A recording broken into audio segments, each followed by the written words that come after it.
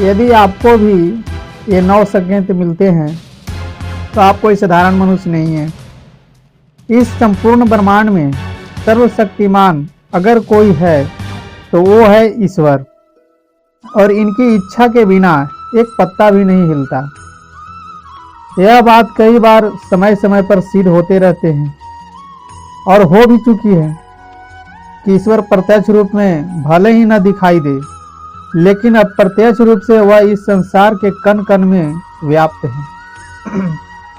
यह बात बिल्कुल सत्य है कि इस संसार के कुछ लोग बहुत भाग्यशाली होते हैं, क्योंकि उन पर ईश्वर की कृपा बहुत विशेष होती है, और कुछ ऐसी शक्तियाँ उनके पास हमेशा विद्यमान होती है जो हर समय उन्हें सही मार्ग दिखाती रहती है और हर मुसीबत से उनकी रक्षा करती है। यही नहीं, यह ईश्वरीय शक्तियाँ कुछ ऐसी व्यक्ति को चुनती है जो खुद भी सही मार्ग पर चले और दूसरों को भी सही मार्गदर्शन कर सके तथा उनकी भी सहायता कर सके। लेकिन हमें कैसे पता चल सकता है कि किन व्यक्तियों के पास अलौकिक शक्तियां हैं या नहीं है, कौन से व्यक्ति पर ईश्वर की कृपा है या नहीं है।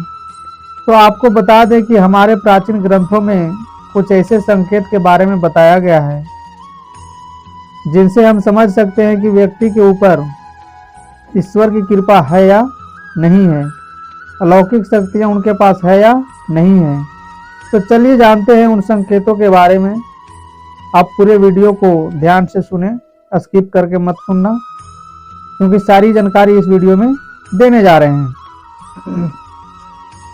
जिसमें सबसे पहला संकेत है, जिन व्यक्तियों के अंदर काम, क्रोध, ईर्ष्या, मोह, माया, लोभ तथा अहंकार जैसी भावनाएं नहीं होती है, उन व्यक्तियों पर ईश्वर की कृपा विशेष होती है। उसे जितना प्राप्त होता है उसमें ही वह स्वयं को संतुष्ट मानते हैं।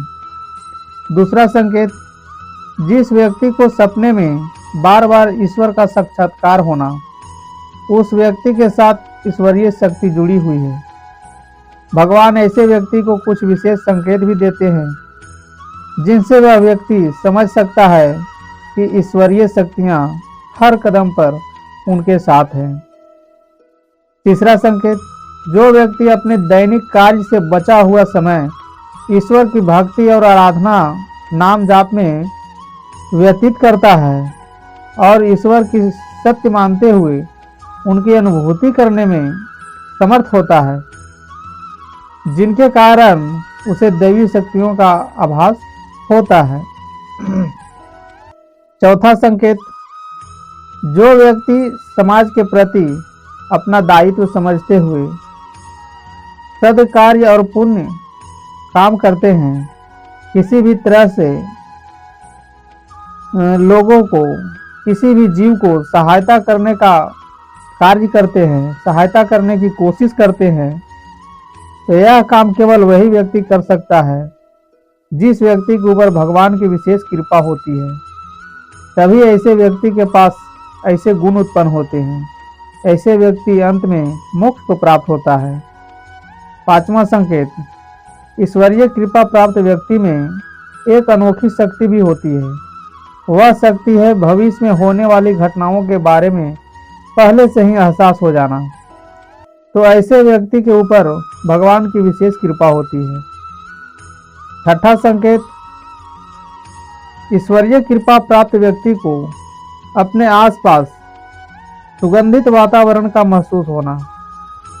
वह अपने आसपास सुगंध का, फूल का, अगरबत्ती का और भी कई तरह इत्र वगैरह का खुशबू महसूस करता हो, तो ऐसे व्यक्ति को भी ईश्वर की शक्ति उपस्थित होने का संकेत होता है।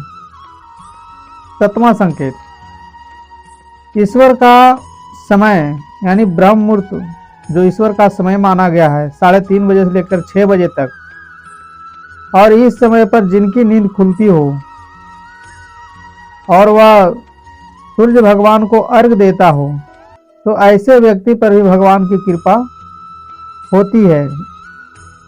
8वां संकेत, जो व्यक्ति भगवान के कथा सुनते सुनते उसमें ध्यान लीन हो जाते हैं, कथा में बिल्कुल लीन हो जाते हैं, तो ऐसे व्यक्ति के ऊपर भी भगवान की कृपा होती है। ऐसे व्यक्तियों के पास भी अलौकिक शक्तियाँ होती है। 9वां एवं आखिरी संकेत, जो व्यक्ति ईश्वर के चरणों में परम आनंद की अनुभूति करता है और ईश्वर भक्ति को ही वास्तविक आनंद मानता है, ऐसे व्यक्ति न तो किसी की दुख देता है और न ही स्वयं को भी दुखी पाता है। ऐसे व्यक्ति का मन और मस्तिष्क हमेशा शांत रहता है, जिससे वह कभी भी सत्य व सदाचार के मार्ग से विचलित नहीं होता। यह ईश्वर से मिला एक विशेष आशीर्वाद होता है, जिससे वह हमेशा समाज में मान सम्मान प्राप्त करते रहते हैं।